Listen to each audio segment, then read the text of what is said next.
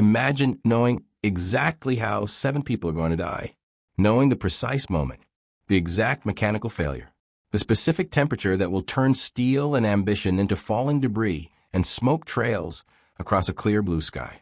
Now imagine no one will listen to you. This is not fiction. This is not a thought experiment. This is the story of a small decision that killed 7 astronauts, devastated a nation, and haunted the man who tried to stop it for 30 years. A decision made not because of ignorance, but despite knowledge, despite data, despite desperate warnings from the very engineers who built the machine.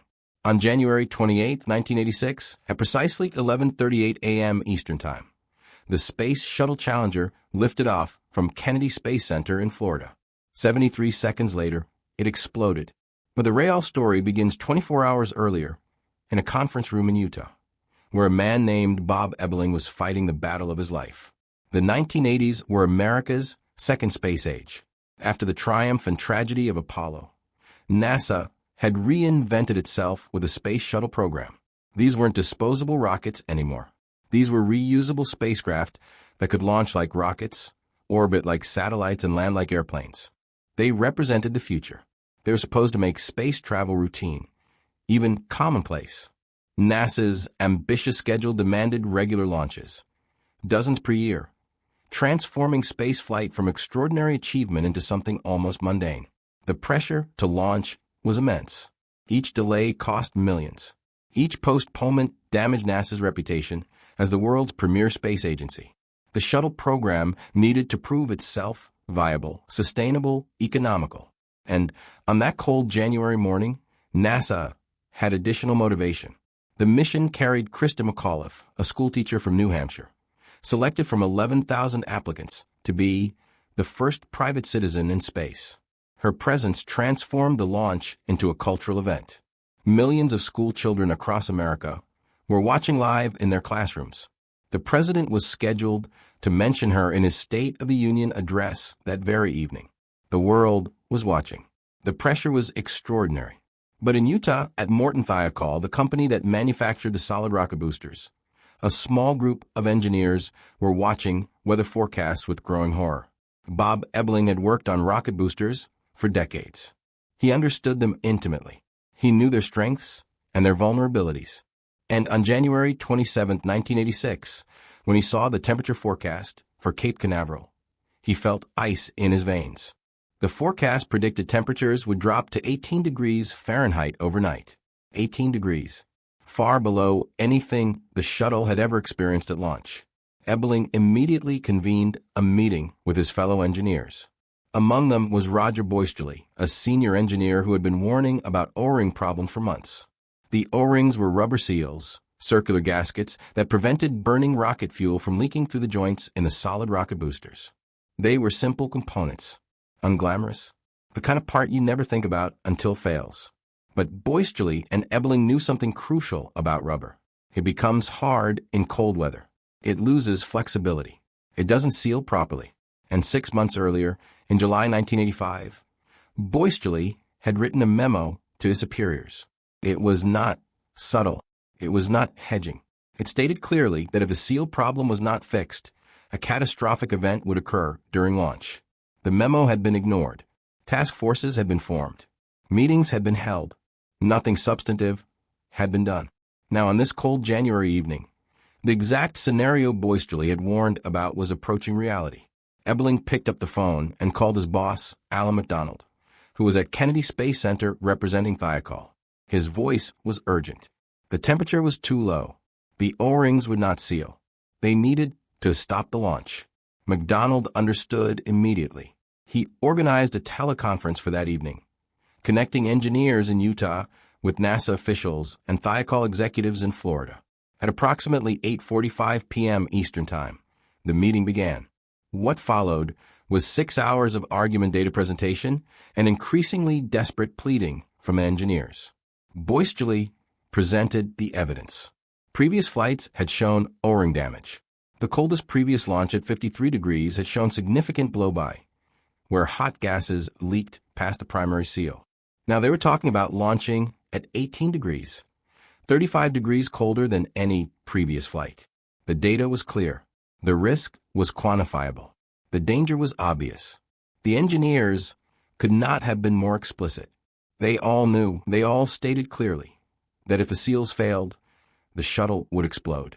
There was no ambiguity in their warning, no hedging of predictions. They were telling NASA and their own management, in the clearest possible terms, that launching in these conditions would likely result in catastrophic failure and loss of crew. For hours, the Morton Thiokol engineers held firm. They recommended delaying the launch. Their managers agreed. Thiokol's initial position was clear: do not launch. Then came the response from NASA's Marshall Space Flight Center. Lawrence Malloy, NASA's manager for the solid rocket boosters, asked a question that would echo through engineering ethics courses for decades. My God, Thiokol, when are you wanting to launch? Next April? The frustration in that question, the sarcasm, the implication that the engineers were being unreasonable, that they were obstacles rather than safeguards. The pressure was enormous. NASA's schedule was already behind. The shuttle had been delayed multiple times.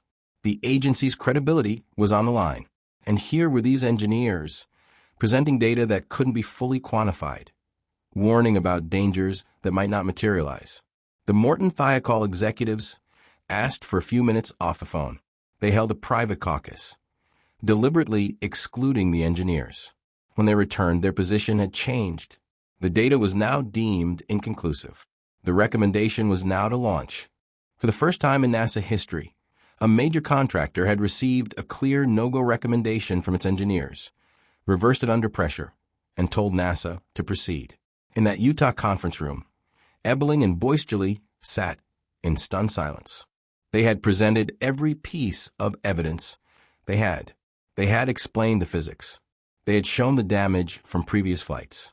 They had made their case as clearly and forcefully as they knew how, and they had been overruled, not because their data was wrong, not because their analysis was flawed, but because schedule pressure and organizational dynamics had overwhelmed engineering judgment.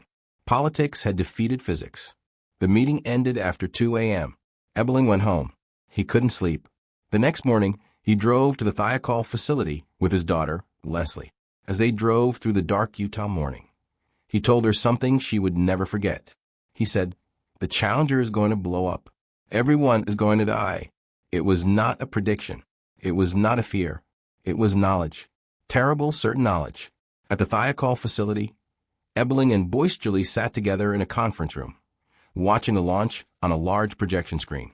Around them sat the executives who had overruled their recommendation. The countdown proceeded. T-minus 10 seconds. At T-minus 5 seconds, Ebeling and Boisjoli reached out and held each other's hands. 3, 2, 1. Liftoff. The shuttle cleared the launch pad. It rose into that brilliant blue Florida sky. For a moment, just a moment, Ebeling felt a flicker of hope. He turned to Boisjoli and whispered prayer. "Thank you for making me wrong." Then 73 seconds into the flight, at an altitude of 46,000 feet, traveling at twice the speed of sound, the Challenger exploded. The rubber O-ring in the right solid rocket booster had failed exactly as predicted. Cold temperatures had hardened it. It couldn't seal. Hot gases at 5,000 degrees Fahrenheit escaped through the joint.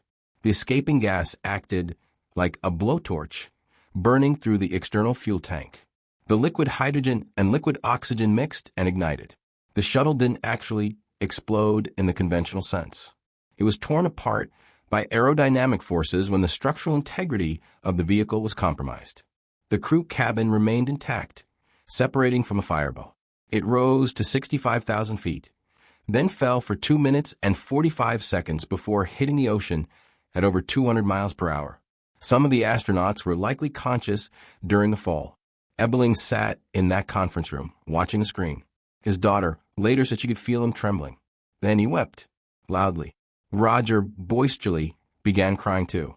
Around them, the room fell silent. 7 people had just died. Commander Francis Scobie, pilot Michael Smith, mission specialists Judith Rusnick, Ellison Onizuka, and Ronald McNair, payload specialist Gregory Jarvis, and Christa McAuliffe, the teacher who had captured America's imagination. They died because a rubber seal cost a few dollars failed. They died because the temperature was too cold. They died because schedule pressure overwhelmed engineering judgment. They died because people who knew the danger couldn't stop it from happening. Ebeling walked out of the conference room and went to his office. He closed the door and cried. For hours. For years. For 3 decades. The investigation that followed confirmed everything the engineers had said. The Rogers Commission, led by former Secretary of State William Rogers and including physicist Richard Feynman, determined that the O-ring failure was the technical cause. But they went further. They identified organizational causes, communication failures, pressure to maintain schedules, a culture where concerns were dismissed. Feynman's famous demonstration, dropping an O-ring into ice water during a televised hearing to show how it lost flexibility, made the engineering failure visceral and undeniable. But understanding the cause didn't undo the consequence. 7 families had lost loved ones. A nation had watched its heroes die on live television, and the engineers who had tried to prevent it carried a burden that statistics and technical reports could never quantify. The Space Shuttle program was grounded for 2 years. Safety procedures were overhauled. NASA created new review processes, safety offices, advisory panels. The changes were comprehensive. They came too late for Challenger. They came too late for the 7 astronauts whose deaths might have been prevented if engineering judgment had been trusted over schedule pressure. For Bob Ebeling, the aftermath was devastating. He retired from Morton Thiokol a few months after the disaster. But retirement couldn't give him peace. He became one of NPR's anonymous sources in their early reporting on the disaster, not wanting to be named, but needing someone to know the truth. Within the company, the engineers who testified before the Rogers Commission were called the 5 lepers. They were isolated, excluded from meetings. Their reports were ignored. The organization punished the truth-tellers, even as the world learned they had been right. Ebeling turned to conservation work, spending hundreds of hours rebuilding a bird refuge near his home. His daughter said it was his way of trying to make things right, as if saving birds could somehow balance the scales, as if restoring a marsh could atone for 7 lives he couldn't save. President George H.W. Bush later awarded him for his conservation work. But awards don't erase guilt. For 30 years, Ebeling blamed himself. He believed he should have done more, could have done more, might have stopped it if he had been stronger, more persuasive, more insistent. He told NPR on the 30th anniversary of the disaster that he thought God had made a mistake picking him for that job. He called himself a loser. The guilt was irrational, but overwhelming. Ebeling had done everything an engineer could do. He had identified the problem. He had gathered the data. He had made the case clearly and forcefully. He had fought for 6 hours against organizational pressure and schedule demands. He had been overruled not because he was wrong, but because he was inconvenient. Yet he carried the weight of those 7 deaths as if he had personally caused them. This is perhaps the cruelest aspect of the entire tragedy. The people who made the right decision, who fought hardest to prevent the disaster, suffered the most profound guilt.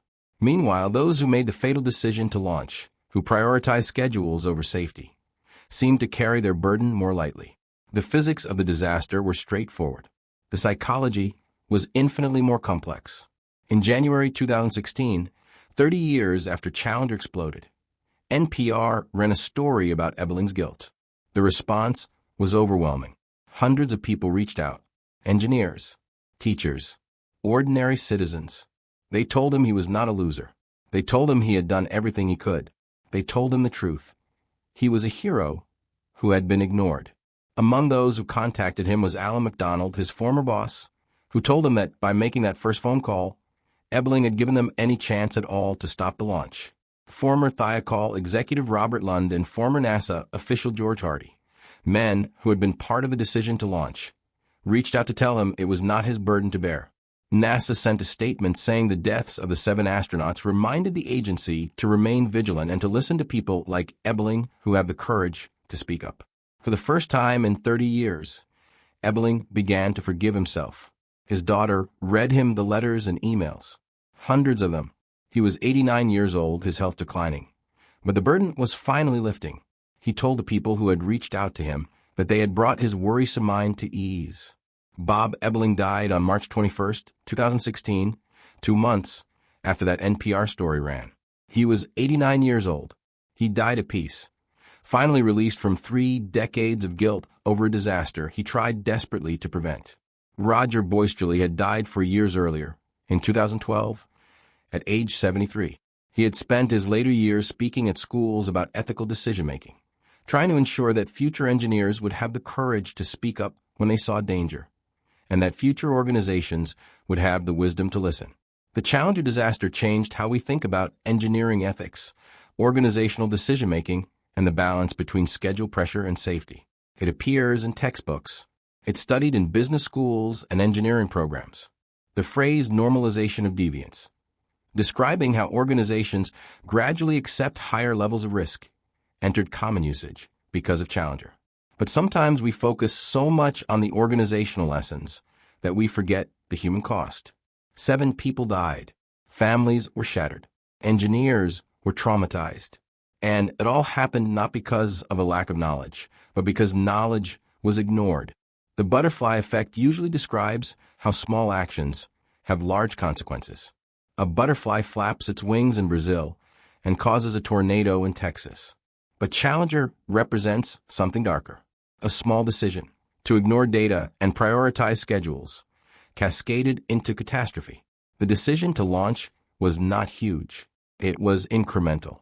It felt, at the moment, like a reasonable compromise. The engineers were being overly cautious. The risk was probably acceptable. We had gotten away with it before. Just this once, we'll bend the rules. Except this time, physics didn't compromise. How many other disasters follow this pattern? How many times do we ignore the person sounding the alarm because they're inconvenient? How many engineers, scientists, safety officers, and whistleblowers see disaster coming and can't stop it because organizational momentum is too strong? The financial crisis of 2008, the Boeing 737 MAX crashes, the Deepwater Horizon oil spill. The pattern repeats. Someone knows. Someone warns. Someone is ignored. The cost of Challenger was not just 7 lives, though that would be cost enough. It was the cost of ignoring expertise, the cost of schedule pressure, the cost of organizational culture that punishes truth and rewards conformity. It was a cost paid by engineers like Ebeling and Boisjoli, who spent decades carrying guilt for a disaster they tried to prevent. Small decisions compound. Ignored warnings accumulate, and eventually physics reasserts itself. Rubber seals fail, shuttles explode, people die, and somewhere an engineer who knew it would happen sits in a conference room and weeps, carrying a burden that was never theirs to bear. The next time you hear about a disaster, about a failure that should have been prevented, about a tragedy that was predicted, ask yourself, who tried to stop it? Who sounded the alarm? Who fought the battle that no one saw? Because the engineers who save us rarely make headlines. They're the ones who keep the disaster from happening. But the engineers who tried and failed, who were overruled and ignored, who watched their warnings come true in fire and smoke and falling debris, they carry scars we can barely imagine. Bob Ebeling was not a loser. He was a hero who was defeated. There is a profound difference. And perhaps that's the real lesson of Challenger. Not just that we should listen to engineers, not just that safety matters more than schedules, but that the people who try to save us, even when they fail, deserve our recognition, our respect, and our gratitude. They deserve to live without guilt for disasters they tried to prevent. They deserve, at the very least, to hear before they die that they did the right thing, that they were right, that the fault lies not with them, but with the organizations and pressures that silence them. If this story changed how you think about disasters, about decisions, about the voice of the person trying to warn you before it's too late, then hit that like button. Subscribe to this channel for more stories about the small moments that shaped our world, the warnings that went unheeded, and the people who saw the future and couldn't stop it. Because history doesn't repeat, but it rhymes. And the engineers are still warning us. The question is whether we'll finally learn to listen.